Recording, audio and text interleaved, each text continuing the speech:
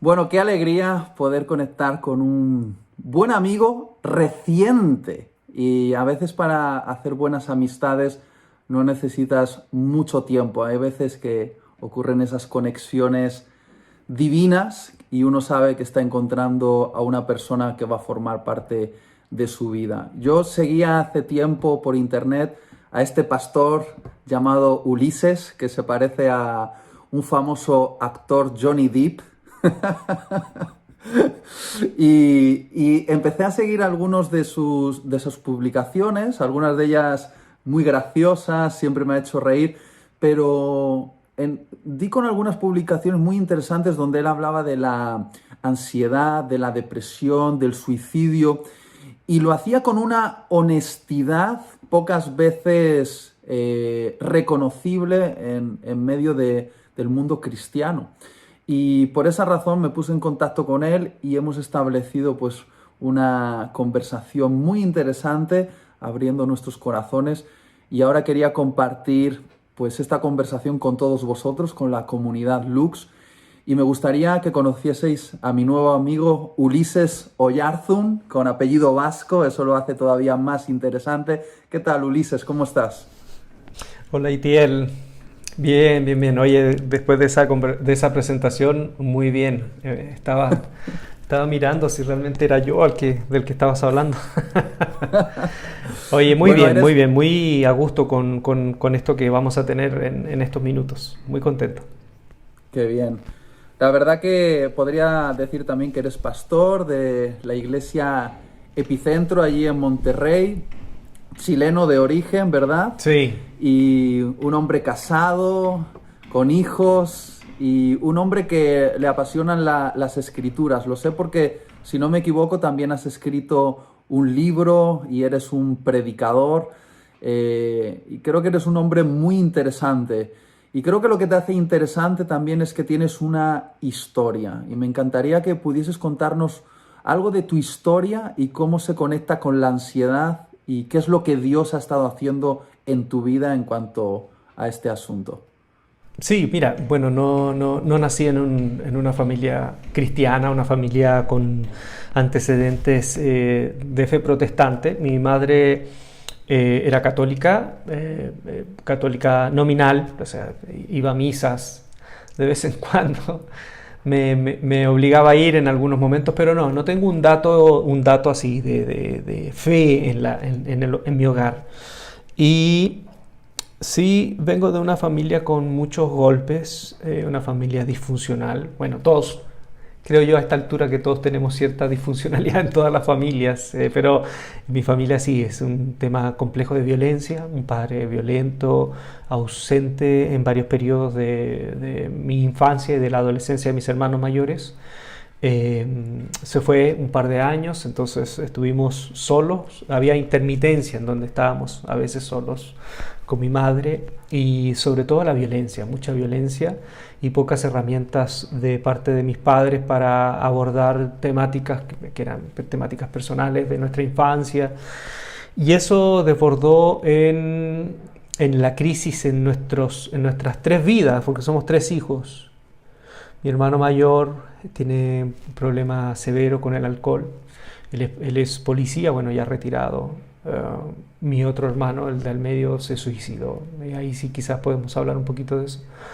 El 2003. Y yo, que vengo 9 años después del segundo hermano, el segundo hijo, crecí con una depresión no diagnosticada desde muy pequeño, que después lo vine a corroborar con mis tratamientos, un tratamiento que tuve psiquiátrico, producto de una crisis que tuve en 2012. Y exploté en la adolescencia con un trastorno de ansiedad que me llevó a acercarme a la fe. Fue en esos momentos, tenía 17, 18 años, cuando me acerco a la fe, a una iglesia bautista relativamente cerca de la casa de mis padres. Pero eso fue también otra travesía, porque me acerco a una bautista de barrio. ¿Qué significa? Que estaba alejado de ese corte bautista bien tradicional, entonces era bautista pero también bien pentecostal. Sí, éramos como bautistas con acelerador pero pentecostal con freno. ¡Ah, muy bueno! Eso me gustó. O sea, estábamos ahí en el medio, en el medio. Y bueno, y en ese contexto llego y aún no estaba diagnosticado. Y si bien, claro, me ayudó mucho a mi identidad, encontrarme con la fe, encontrarme con Dios. Sí, me siguió costando el tema de mi ansiedad porque todo se derivaba a una espiritualidad, a un espiritualismo en donde pasé por muchas sesiones de sanidad interior, de liberación, y sí, algunas hicieron mucho sentido en cuanto a cosas de mi infancia. Pero en las liberaciones nunca me pude sacar el demonio que tenía de ansiedad, porque no era un demonio, es un trastorno que tenía. Entonces, tuve el primer diagnóstico estando en el seminario teológico, me fui a estudiar el seminario, y ahí me di cuenta, ¿no?, de que básicamente crecí casi toda mi adolescencia con un trastorno de ansiedad no diagnosticado, que tenía picos de intensidad y que ya en la edad madura, 20, 21 años, se desbordó a una situación casi insostenible, en donde ahí busqué ayuda psicológica. Wow. Entonces, Muchas gracias por hablarlo como suele ser habitual en ti, con honestidad, con vulnerabilidad, porque creo que justamente en el ambiente cristiano tenemos mucho miedo a admitir que los cristianos también podemos estar batallando con cosas internas como la ansiedad, la depresión y otros trastornos, ¿verdad? Entonces, quizá mi pregunta, justamente para escuchar también más de tu historia, es, has nombrado el suicidio de tu hermano y obviamente quiero tratar eso con mucho respeto, pero si te gustaría contarnos un poco de esto y cómo eso también afectó a tu historia, creo que podría ser bueno para los que nos están escuchando, si te parece bien. Sí. Nosotros crecimos en un ambiente, como te digo, de bastante violencia y un padre que nos enseñó a pelear también, a ser violentos desde muy pequeños.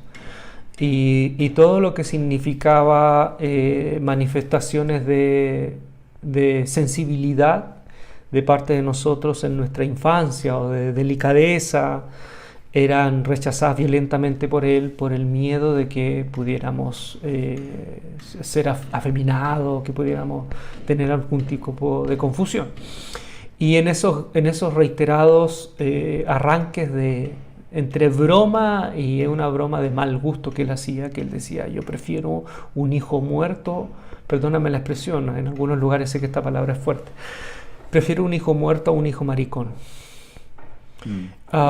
Y mi hermano, cuando era ya se casó, en un momento de su matrimonio empezó a tener una crisis y ahí nos confiesan que él tenía la costumbre, y lo sorprendieron, de tomar la ropa de su esposa y vestirse de mujer. Yeah. Y al final él se suicida en una crisis matrimonial. También había una crisis integral en su vida, que había quedado sin trabajo. Y muchos de sus amigos que tenía alrededor no tenían las herramientas para ayudarlo realmente, ¿no? Eran amistades superficiales. Yo estaba en el seminario, era bien muchacho también, no estaba ahí en la ciudad, estaba estudiando en otra ciudad. Y cuando él se suicida vestido de mujer. Se suicida con la Biblia abierta en el Salmo 22, que dice, Dios mío, ¿por qué me has desamparado? Tachado ahí. Wow. Y luego de recabar información con mi otro hermano mayor, que es el que estaba más cercano a él, crecieron juntos, casi eran 2 años de diferencia. Mi hermano mayor confiesa que a muy temprana edad, cuando ellos eran preadolescentes, y en una de las idas de mi padre fuera, yo era un bebé, ellos fueron abusados sexualmente por un tío. Wow. Ellos fueron abusados reiteradamente por un tío, y que obviamente eso sin duda que afectó y hizo una mezcolanza interna en la vida emocional de mi hermano César, que como nunca pudimos tener la oportunidad de conversar con él. Solo nos queda tratar de recabar lo que tenemos a mano para saber. Entonces, creo yo, si tú me preguntas, creo yo que él tenía un problema en cuanto a su orientación sexual no asumido, y que el no conversarlo, ni siquiera el conversarlo, no te digo que era gay, pero a lo mejor tenía algún tipo de fijación o algún tipo de problema en su orientación, alguna confusión que fue haciendo mella en él hasta el punto en donde fue insostenible y producto de una sensación de frustración general en su vida, él decidió quitarse la vida. Entonces, pero eso también, mira, yo estaba en el seminario teológico en el segundo año y yo también en mis predicaciones, mi manera de ver el mundo era tan blanco y negro en todo sentido. Ya. Y eso también generó en mí un antes y un después, porque el hecho de después de encontrarme con muchos jóvenes, pero ya ese es otro tema, ¿no? Eso va a ser, quizás si en algún momento te animas, encontrarme con muchos jóvenes con un tema de su orientación sexual y ver la variedad de historias, los matices tan diferentes, pero un factor en común. El factor en común es que ni en sus casas ni en sus iglesias hay posibilidad para el diálogo, porque me acuerdo que un chico en Colombia, una vez me los encontré cuando estaba en un congreso, cuento someramente la historia de mi hermano y digo ahí, aplico el salmo cuando dice, mientras callé envejecieron mis huesos. Y yo dije, o sea, si te ha pasado algo difícil o si hay algo que te está carcomiendo por dentro, rompe el silencio antes que el silencio te rompa a ti. Wow, y se acercaron, wow. se acercaron varios chicos y uno de ellos dijo, yo no tengo posibilidad en mi iglesia de hablar lo que me pasa. Me contó lo que le pasaba. ¿Por qué? Le dije. Es que en mi iglesia cuando se habla del tema tiran 3, 4 versículos y se habla de manera tan violenta hacia el mundo gay que ni siquiera sé si soy gay, pero si lo llegara a mencionar creo que me marginaría. Entonces veo la historia de mi hermano repetida, si no es en la casa, en la iglesia. Quiero tomar esto, rompe el silencio o el silencio te romperá a ti. Me ha parecido algo tremendo, porque justamente volviendo a tu historia y tu historia con la ansiedad, creo que en la iglesia guardamos silencio respecto a todas estas cosas que nos están pasando y ese silencio nos está rompiendo por dentro.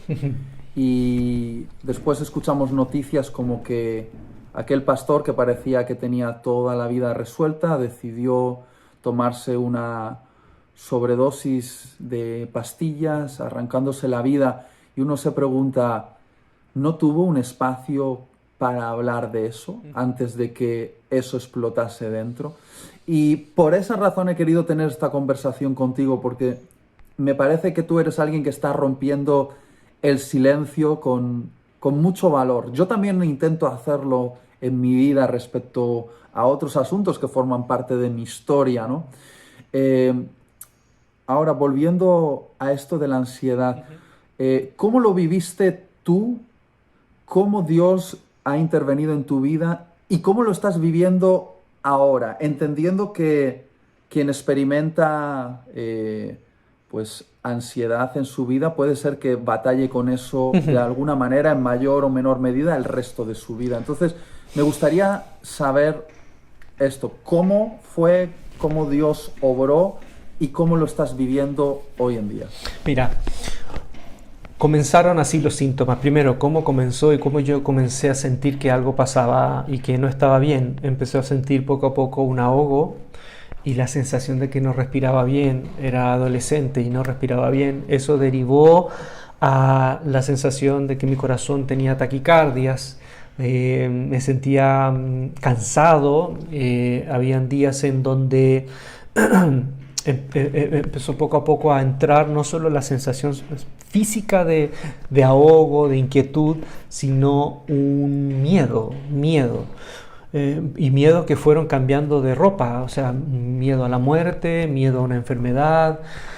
Y de pronto en el centro de la ciudad me viene una sensación repentina, abrupta, de que me desvanecía, que se me iba el aire, que algo me estaba pasando horrible y yo dije, me voy a morir. Estaba teniendo lo que todos indican que es una crisis de pánico, me voy a morir. Y, y me senté, casi me desmayo, me ayudaron, se pasó, fui al hospital, me hice chequeos, no tenía nada. Y después de eso venían reiteradas veces esta sensación, hasta que en un momento empecé a tener miedo a salir a la calle, miedo a volver a esos lugares en donde me había tenido estos ataques, porque no sabía lo que tenía. Entonces poco a poco me empecé a replegar y yo mismo me daba cuenta que no podía seguir así. Y después de eso pasó lo que para mí es lo más incómodo en un trastorno de ansiedad. Para mí es lo más incómodo.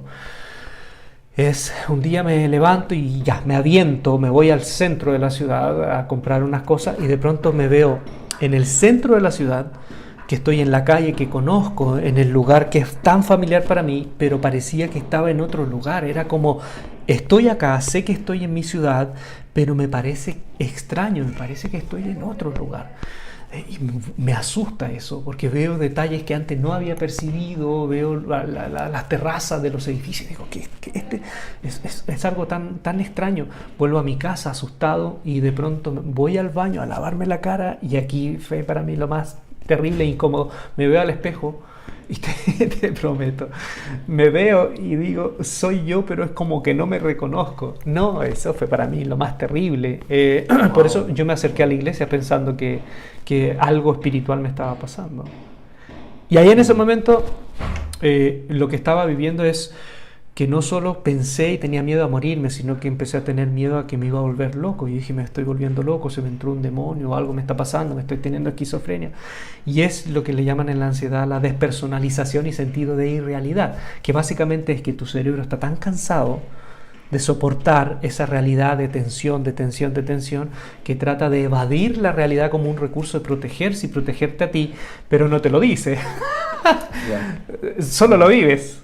Sí. Y ahí lo vives con una sensación tan desagradable. En ese momento obviamente llego a la iglesia, me dicen tienes un demonio, y pasé un año en liberaciones y lo que ya te conté. Hasta que en un momento, y creo que fue de Dios, voy por una calle a una librería cristiana que frecuentaba y de pronto veo un libro en el escaparate, arriba, aún recuerdo, tapa azul, y decía, libre de la ansiedad. Y lo saco y lo veo, ¿qué es la ansiedad? No sabía ni lo que era la ansiedad. O sea, sabía la palabra ansiedad cuando dice estoy ansioso, pero no como esto de trastorno. Y lo empiezo a leer. Y lo ojeo. Y el autor dice, yo viví trastorno, ansiedad, crisis de pánico, y se siente esto, se siente esto, se siente esto, se siente esto, son estos síntomas, esto y esto y esto. Y digo, wow, esto me está identificando, es una radiografía. Es como cuando uno va a la iglesia y de pronto dice, oye, el predicador me estaba hablando a mí. Y el libro me estaba describiendo. Y ahí en ese momento para mí fue el parteaguas. Ese momento para mí fue el parteaguas. Ese momento para mí fue como un segundo, o sea, cuando hablamos de nacer de nuevo, ¿no? El nacer de nuevo a Cristo y todo eso, pero en cierto sentido ese también fue como un nacer de nuevo, porque me di cuenta, sobre todo, como en esta leyenda de Rumpelstiltskin, ¿no? Esta leyenda alemana del duende, que hasta que no lo nombras, el duende tiene poder sobre ti. Lo nombré y digo, tengo ansiedad. O sea, ahora está identificado este duende. Tengo ansiedad. Sí. Y en ese momento para mí fue el paso progresivo para ya identificarlo, saber lo que tenía, que no era un problema fisiológico, no era un problema mental de una enfermedad esquizoide. Y ahí fue donde un psicólogo, y ese fue año tras año, esa terapia me ayudó mucho a por lo menos doblegarle un 80% a toda la sintomatología, la crisis.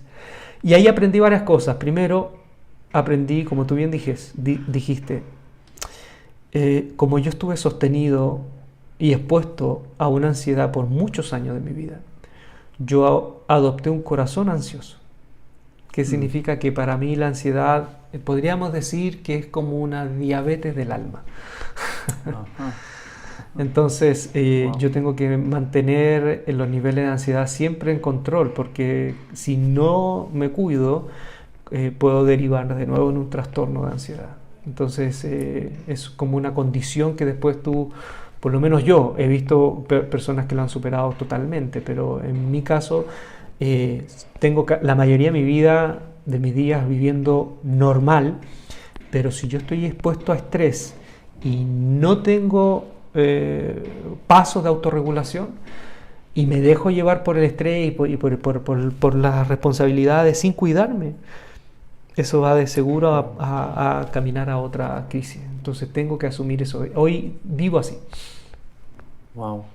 Ya llevamos, fíjate, 20 minutos hablando, se me ha pasado volando, pero no quiero terminar esta conversación sin justamente que nos des tips, que sé que no son tips de un libro, sé que son consejos de alguien que lo ha vivido y que puede decirle a cualquiera de los luxers que nos esté escuchando, que está luchando, que nos esté escuchando y lucha con crisis de ansiedad y no le ha puesto correctamente el nombre, como tú has dicho, pero ahora está entendiendo, hey, es esto lo que me pasa, este es el nombre, tengo crisis de ansiedad.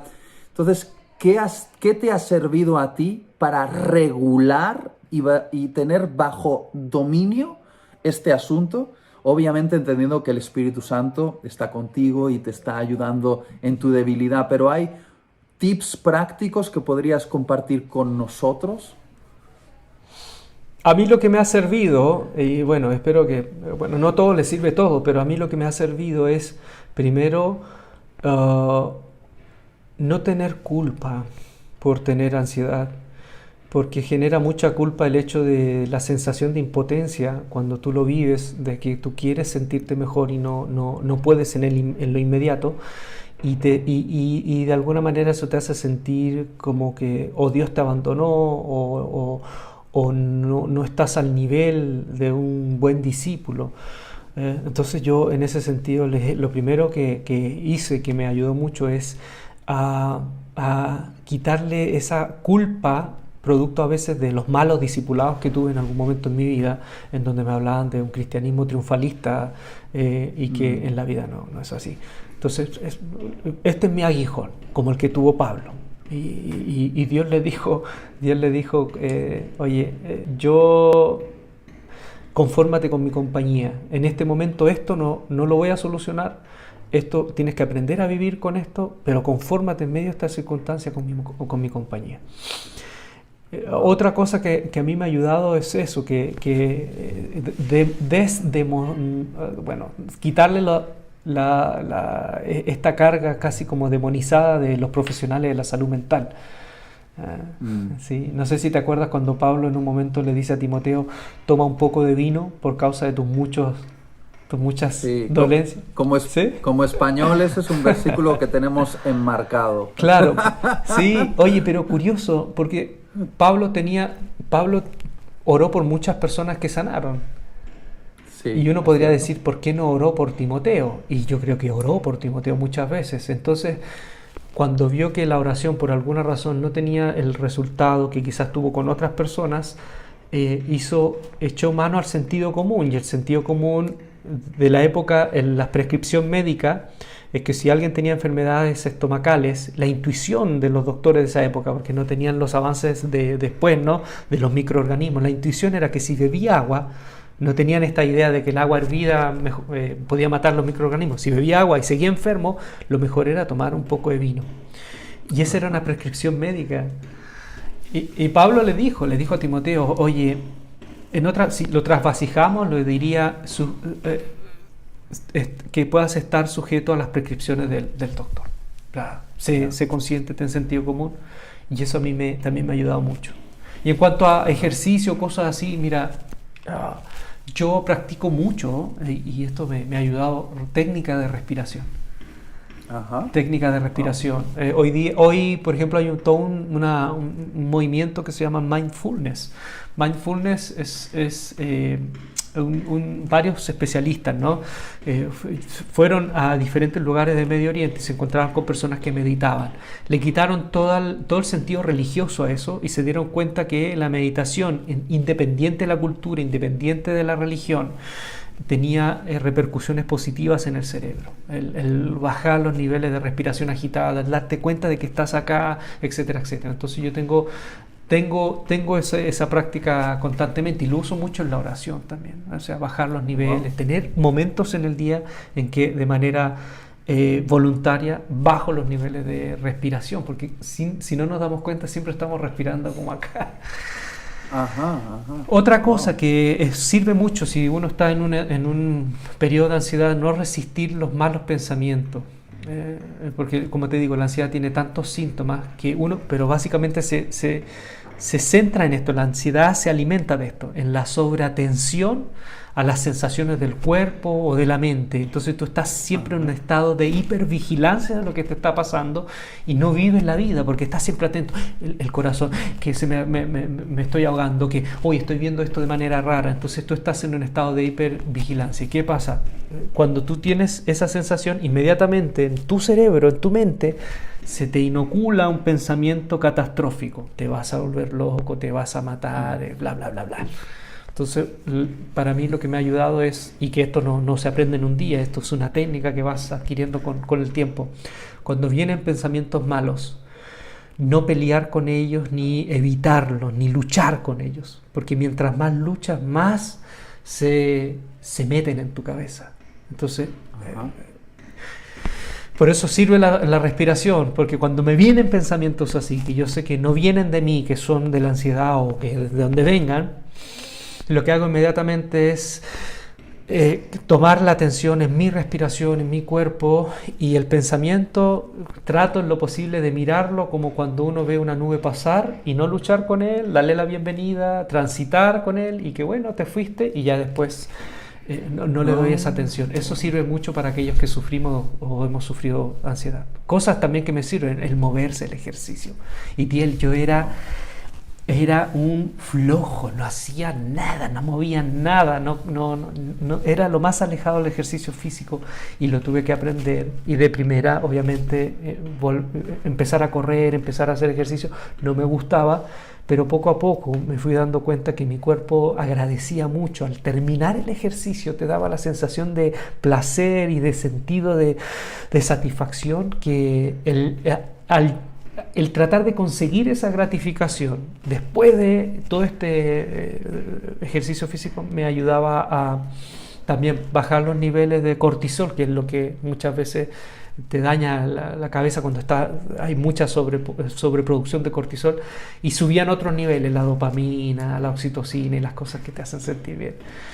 Obviamente, buscar ayuda profesional, alejarte de los que te restan en la vida. Y a tomar distancia de ciertos creyentes. Sí, para mí sería como la última recomendación. Una vez recuerdo que me acerqué donde un líder y le dije, ¿sabes qué? No tengo paz, porque no sabía que estaba con esto de la ansiedad. No tengo paz, siento que no tengo paz. Y él me dijo, ¿estás seguro de tu salvación?